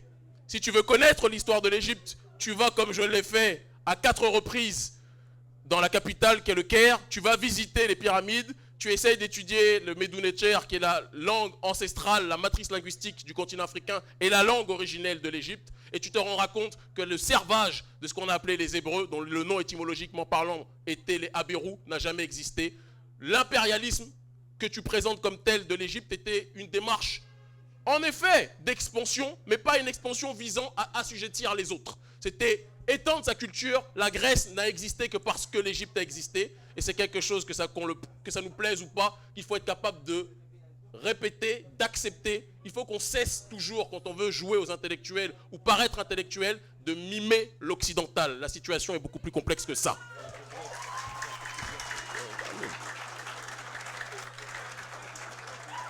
Deuxième point. Mais je précise bien que je le dis avec amour, mon frère. Le deuxième point, il y a une question de Frantz Fanon. Sur Frantz Fanon, en l'occurrence, que dans mon discours, il a la sensation que je me retrouve un petit peu dans la problématique posée par Frantz Fanon dans Peau noire, masque blanc, qui a été l'un de mes livres de chevet, comme quoi le hasard est grand, lorsque j'étais plus jeune. Et je suis touché que tu me fasses cette remarque-là. Et je vais sortir même la phrase que tu n'as pas sortie, mais pour contextualiser, pour que les gens comprennent peut-être de quoi tu parles, en tout cas ce que moi j'en ai compris. Frantz Fanon disait en introduction dans Peau noire, masque blanc qu'il veut sortir de l'histoire du fardeau de l'homme noir et de la culpabilité de l'homme blanc. Pour lui, il n'y a pas de mission nègre et il n'y a pas de culpabilité blanche. J'aime profondément Frantz Fanon. Aimer nos aînés, c'est être capable de les questionner. Aimer nos aînés, ce n'est pas les admirer de manière béate, en disant « Frantz Fanon a dit, donc c'est que c'est ». Non. Les choses sont un peu plus complexes que ça sur le terrain intellectuel. Frantz Fanon allait aux toilettes comme vous et moi. Et Frantz Fanon était un homme comme vous et moi. Son seul avantage est qu'il nous a précédés. Frantz Fanon a fini avec une femme. Est-ce que je sors les dossiers ce soir?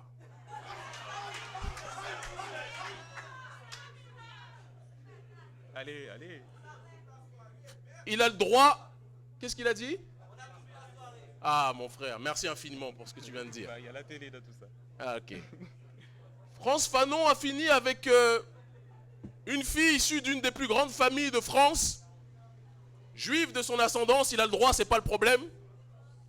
Et donc, comme toute œuvre et comme toute réflexion est toujours liée à une subjectivité, il est évident que son rapport à la non-mission nègre et à la non-culpabilité blanche était, à mon sens, directement lié à ce qu'il vivait chaque soir quand il se couchait avec celle qui partageait sa vie.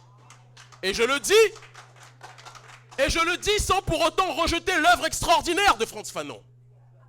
Frantz Fanon était un tiers-mondiste rarement égalé. Le frère secoue la tête, peut-être qu'il est dans le même camp en ce qui concerne la notion de partager sa couche avec quelqu'un d'autre. Mais, et je le dis toujours en titillant, le taquinant, c'est mon frère et je l'aime. Frantz Fanon était un théoricien du tiers-mondisme qui n'a pas hésité à mettre sa vie au péril en allant dans les pays du Maghreb à une période où il était très difficile d'y aller, de résister. Frantz Fanon a subi des tentatives d'empoisonnement, des tentatives de meurtre. Ça a été un révolutionnaire extraordinaire. Mais sur le terrain de l'identité noire, je le dis et je le répète comme je le pense, je pense que Frantz Fanon n'a pas compris l'essence même de la mission, parce qu'il y a une mission nègre, c'est celle de se sortir de la boue dans laquelle elle est plongée, mon frère. Et je le pense avec la plus grande profondeur, avec la plus grande fermeté, et tu peux me sortir n'importe quel nom, je ne changerai pas de discours sur ce terrain-là. Par la suite, je continue rapidement. Est-ce que si Kémy Séba avait été choyé,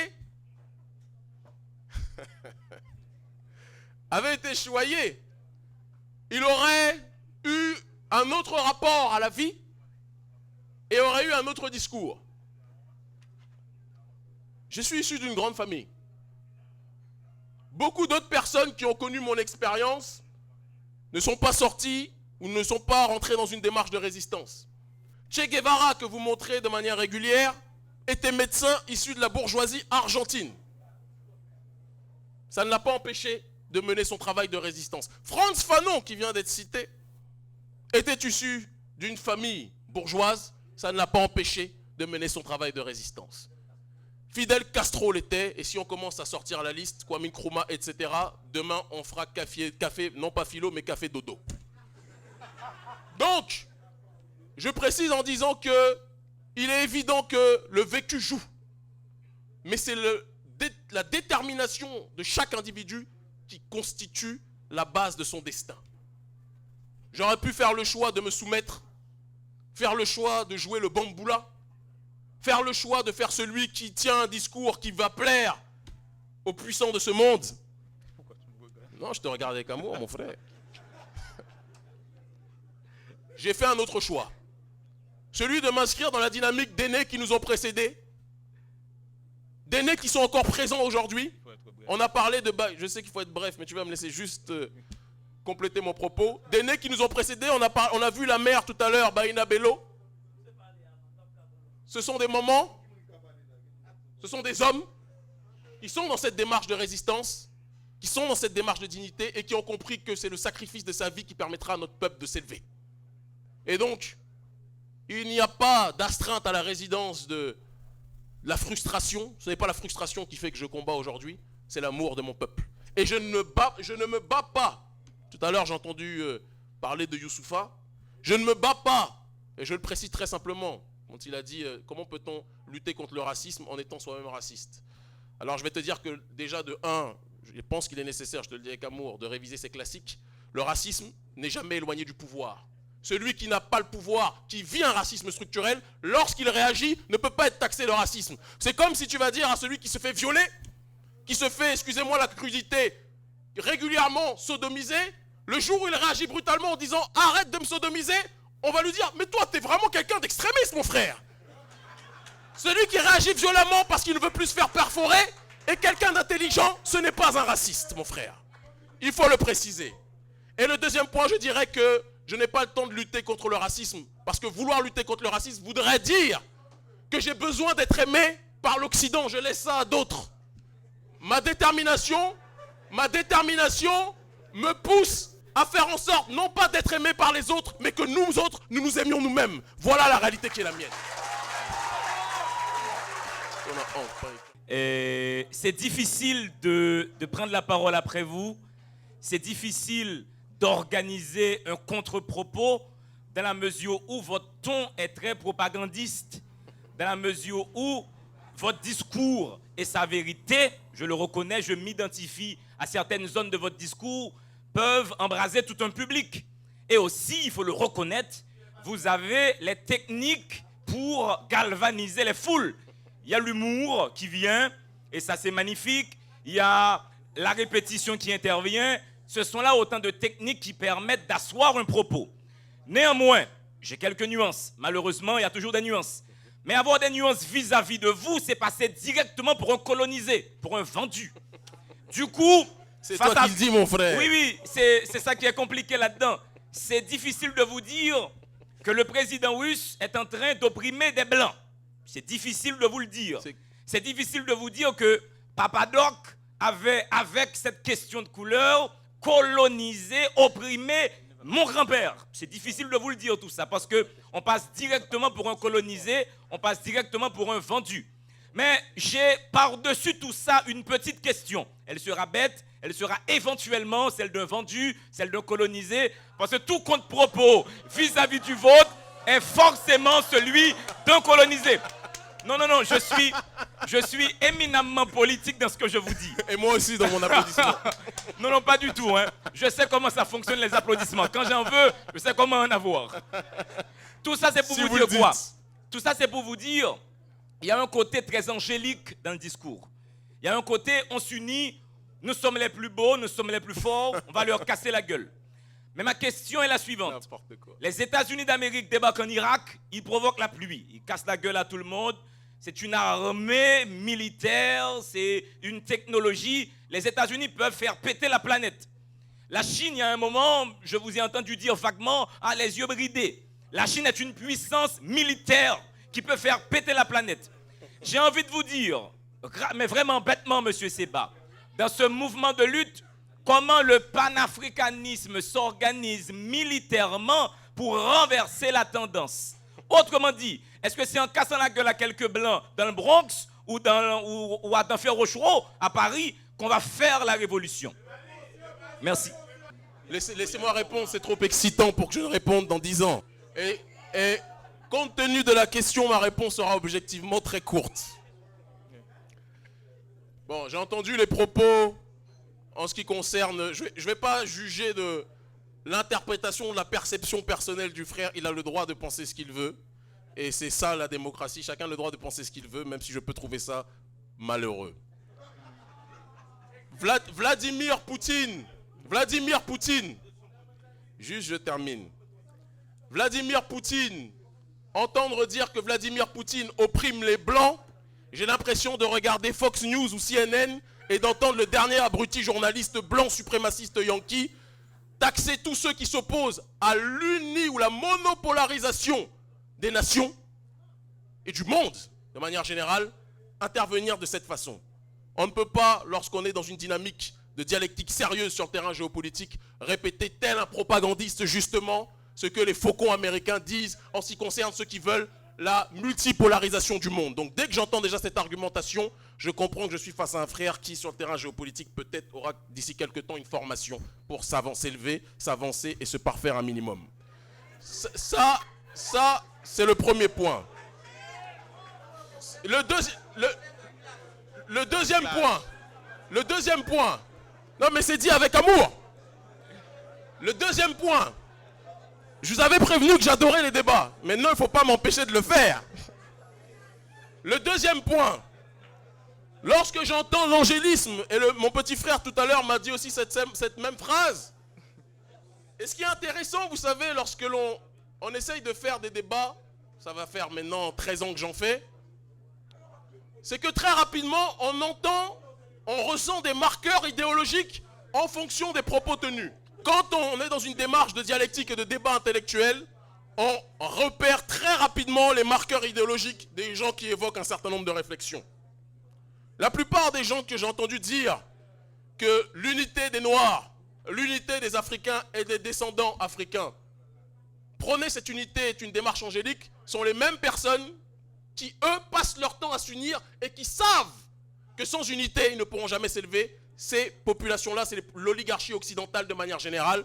Et les discours de ceux qui répètent cela en ce qui nous concerne en disant « Kémy, tu es angélique parce que tu veux que les Noirs s'unissent », on veut nous empêcher de faire ce que tout le monde sur cette planète fait.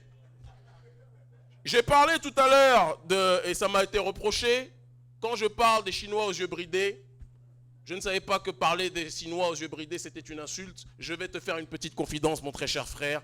Je ne dirais pas petit parce que je pense que tu es peut-être plus âgé que moi, ne serait-ce que civilement. Je ne sais pas si c'est le cas politiquement ou intellectuellement, c'est un autre débat. Mais je te dirais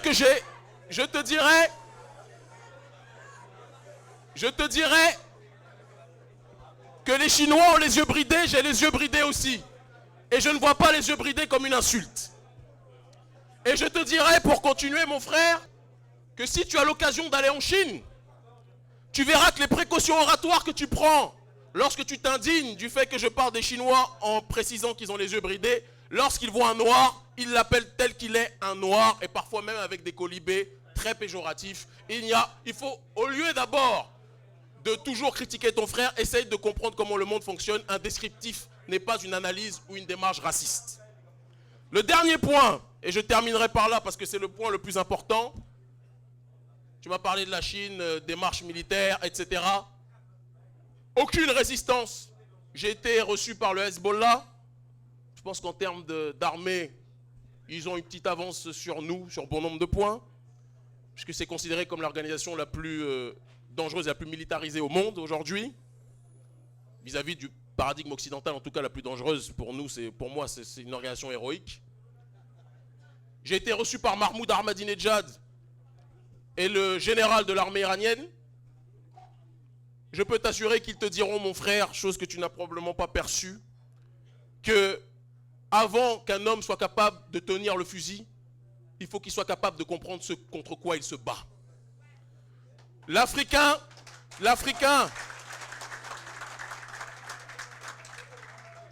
ne se bat pas, et si tu as cru entendre dans mon discours, alors que j'ai dit précisément, et la rediffusion te permettra de te réinformer sur mon propos, l'Africain ne se bat pas contre l'homme blanc, je l'ai dit. Le blanc n'est pas l'ennemi du noir, n'est pas le problème du noir. Le syro-libanais n'est pas le problème du noir. Le chinois n'est pas le problème du noir. Le problème du noir, c'est le noir lui-même. Je l'ai dit 2 fois tout à l'heure, mais ça n'a pas été entendu par toi visiblement. Et donc, juste, je termine cette réflexion en disant, mon frère, encore une fois, et je pense que tout le monde le voit, la critique m'excite, mais j'aimerais que la critique soit structurée un minimum pour que le débat puisse avoir lieu.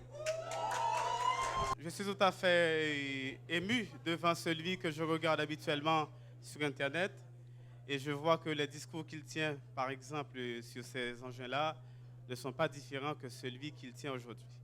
Et c'est quelqu'un à qui on a donné carte blanche, mais malheureusement, carte noire. Mais malheureusement, il se trouve que dans votre discours, il y a des choses sur lesquelles je ne suis pas d'accord, vis-à-vis desquelles j'ai des désaccords. Et je ne comprends pas, mais franchement, je ne sais pas quel historien qu'il faudrait revisiter pour comprendre que si l'Égypte a été une puissance, la première du monde, elle étendait sa puissance parce que tout simplement elle voulait que les autres peuples s'élèvent. Mais franchement, je voudrais quand même des références. Comme vous parlez d'un discours structuré, je voudrais savoir sur qui s'appuyer pour de telles références. C'est comme quoi dirait, l'Africain a toujours été un peuple uni, un peuple beau, un peuple grand. Comme quoi dirait, les tribus ne se battaient pas entre elles. Et l'Afrique, c'est ce qui est bien, c'est ce qui est beau depuis l'éternité. Alors, à ce niveau-là, puisque vous nous avez renvoyé sur l'Afrique impérialiste, même si vous avez essayé de faire les décantations entre impérialistes qui élèvent et l'autre qui exploite. Il y a un autre point de désaccord que vous n'avez peut-être pas abordé à long feu. C'est lorsque vous dites que, par exemple, l'Occident nous fait croire que la religion, que les croyances ne valent pas, ne valent quoi que ce soit, alors qu'ils reconvertissent ou qu'ils se reconvertissent, notamment dans ces filières-là, en fondant, par exemple, les francs ou la franc-maçonnerie. Comme quoi dirait, la franc-maçonnerie, c'est une nouvelle forme de religiosité pour l'Occident. Moi, je suis de point de vue totalement différent, totalement contradictoire. Je pense que ce n'est pas les croyances. Ce n'est pas les croyances qui font avancer le monde, c'est plutôt un discours scientifique. Maintenant, pas typiquement celui que nous offre l'Occident, mais un discours rationnel, scientifique, qui nous permettra de comprendre le monde par les croyances. Troisième point, et c'est là que je termine, je pense que vous nagez encore dans ce que l'on appelle une sorte de binarité. Il y a les autres d'un côté et il y a nous les Noirs d'un autre côté. Moi, je me demande, est-ce qu'il faudrait voir les choses de cet angle-là? Dans la mesure où il n'y a pas un peuple qui soit une culture fixée, qui soit totalement limitée dans le temps et dans l'espace, je me demande pourquoi ne pas voir les choses avec un œil beaucoup plus grand et peut-être s'ouvrir à l'humanité, non pas se situer sous un angle noir ou blanc, mais plutôt de comprendre qu'il y a des hommes de toutes les couleurs qui font du mal et d'autres qui font du bien. Merci. Donc je remercie le frère pour sa question. Et comme je l'ai fait durant toute cette soirée, je vais me donner un plaisir de lui répondre toujours avec affection. Et vraiment. Il m'a demandé une référence. Et avant même de répondre à cette question, j'aimerais juste faire une petite précision. Pour avoir voyagé aux quatre coins du monde, j'ai constaté que notre peuple, aujourd'hui encore, considérant l'état social et économique dans lequel il est, se pose des questions ou aime débattre de choses que tous les peuples qui veulent s'élever ont déjà transcendées depuis très longtemps. Et je le dis, je le répète, notre adversaire, ce n'est pas les autres, notre adversaire, c'est nous-mêmes. Je tenais à faire ce petit préambule. Référence vis-à-vis de l'Égypte dans sa démarche d'expansion. Je t'encouragerai, mon frère, à lire très précisément Cheikh Anta Diop, Civilisation ou barbarie, Nation nègre et culture, où il explique clairement que la démarche civilisationnelle de l'Égypte et son extension, Cheikh Anta Diop étant considéré comme le plus grand savant de l'histoire de l'Égypte du XXe siècle et du XXIe siècle, en termes de référence, je ne peux pas te donner mieux, il explique très précisément, notamment dans Civilisation ou barbarie, que la différence entre la civilisation africaine, la civilisation égyptienne, qui est la matrice du continent africain, et les civilisations occidentales, c'est que la première s'est étendue non pas dans une démarche de déshumaniser les autres, mais d'élever et d'étendre son savoir à ceux des autres, propos qui est corroboré par le fait que la plupart des philosophes grecs ont reconnu eux-mêmes en priorité qu'ils ont appris de l'Égypte, non pas sous le coup de l'oppression, mais sous le coup de la démarche d'expansion de la culture. Quelque chose qu'il faut préciser, quand on parle d'un sujet, il faut toujours être capable d'étudier, sinon on frappera toujours à côté. Donc je le répète, nation nègre et culture, civilisation barbarie, ce n'est pas de l'angélisme que de dire, que notre peuple a été puissant. Je sais que pendant 500 ans, on nous a poussé à croire qu'il ne l'était pas. Et donc dès lors, dès que l'un d'entre nous ou l'une d'entre nous dit que nous avons été puissants, dit que nous avons été beaux, il passe pour quelqu'un d'angélique. Mais malheureusement, la situation est beaucoup plus complexe que ça. Vous écoutez le discours des patriotes français, ils vous diront que leur peuple est un peuple de géants, ils vous diront que leur peuple est un peuple beau, ils vous diront que leur peuple est un peuple de science. Personne ne les blâme pour cela. Tous les peuples exaltent à la fierté d'eux-mêmes, mais ceux à qui on a interdit, en passant par la prétendue intelligentsia, d'exalter la fierté d'eux-mêmes, c'est le peuple africain dans sa globalité. Il faudrait que tôt ou tard on se pose des questions sur les raisons de cela. Le deuxième point, si tant est que le deuxième point soit véritablement un point, on peut se questionner.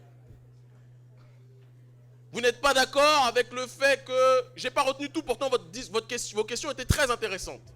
Peut-être que je vous demanderai d'en répéter une d'entre elles. Vous dites, vous n'êtes pas d'accord avec l'histoire de croyance. Ce n'est pas une question de religiosité qui fait le monde. Et vous avez parlé de la science. Quelle est l'étymologie de la science? Science vient étymologiquement parlant du terme scientia, qui signifie connaissance. Personne dans cette conférence ce soir ou dans ce débat n'a parlé de croire. Je ne cherche pas à croire, je cherche à savoir. Le savoir, c'est être déjà dans une dynamique de comprendre ce que signifie la connaissance de soi.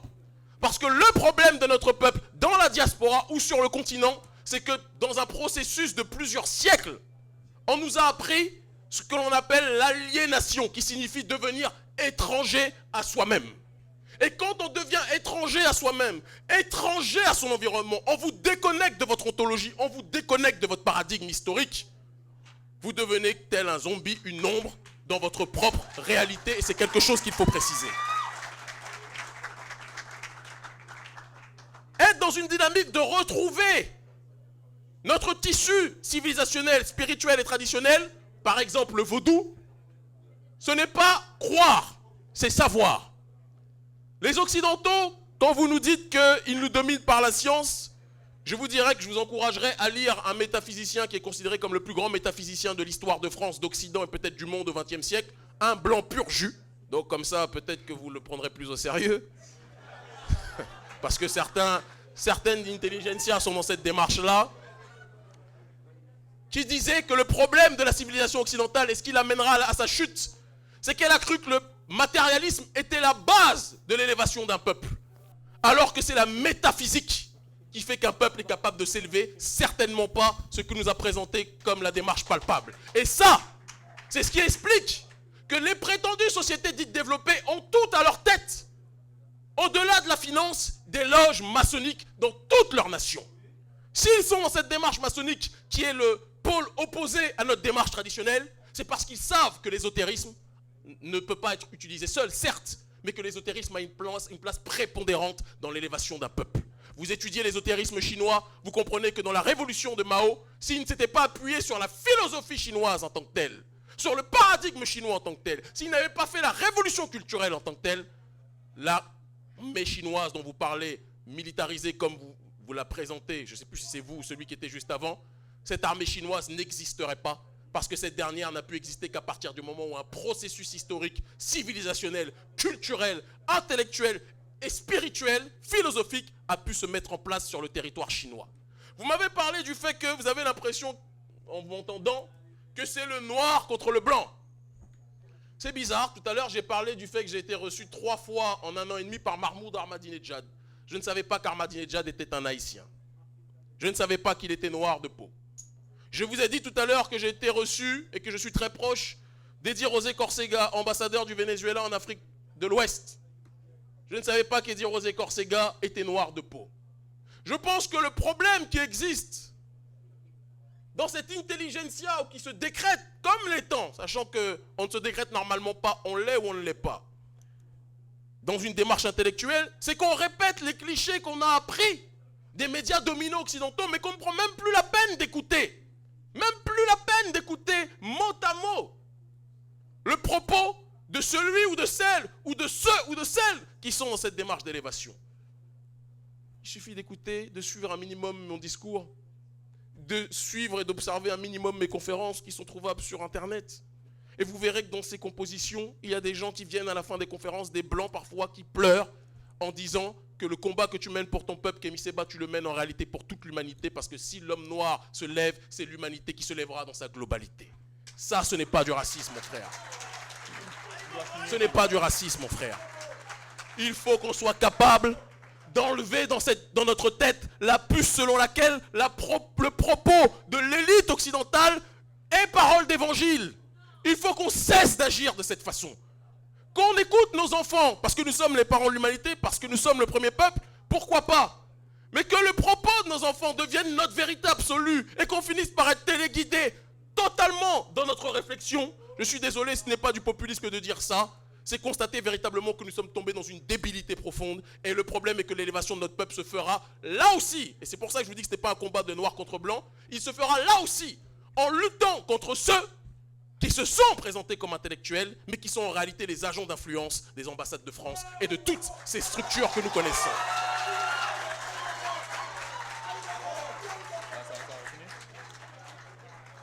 Je terminerai en disant que j'ai été honoré, puisqu'on me dit que c'est la dernière question malheureusement. Ça va. Il y a la télé, tout ça. D'accord, il y a la télé. Je ne veux pas le rendre responsable. Il me dit, s'il te plaît, Kémi, ne dis pas que c'est moi. Donc, je vous dirai une chose. C'est un show qu'on fait. Je n'ai jamais été autant honoré, jamais, que d'être présent sur un sol, que sur ce sol haïtien, face à vous.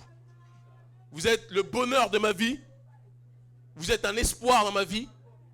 Et je sais que cette connexion qui débute aujourd'hui, qui a débuté depuis mon arrivée ici, depuis quelques temps auparavant en réalité, est le début d'une longue histoire commune, parce que le sort du panafricanisme ne pourra se conjuguer qu'avec le verbe qu'est Haïti. Merci infiniment de m'avoir écouté, je vous aime fortement mes frères et sœurs.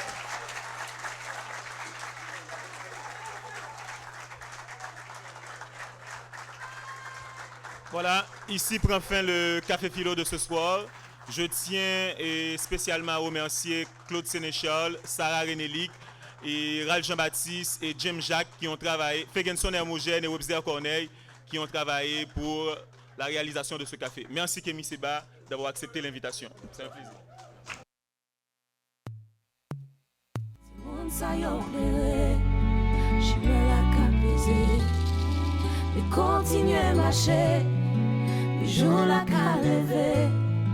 Le soleil já monté. Haïti chérie, la vie pas finie.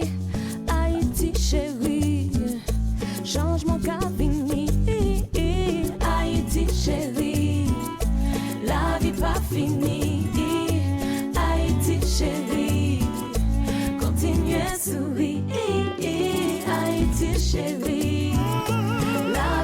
fini.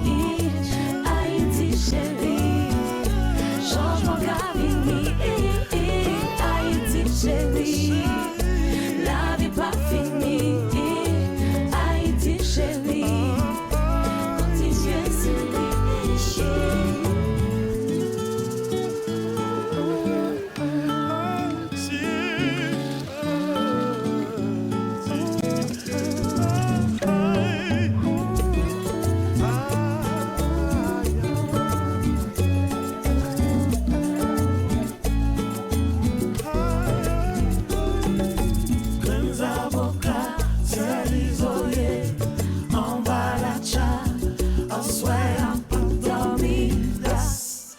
Yes, maman, jeunes avocats, servisoyés, en balacha, en soyant pas dormi. Yes, yes, maman.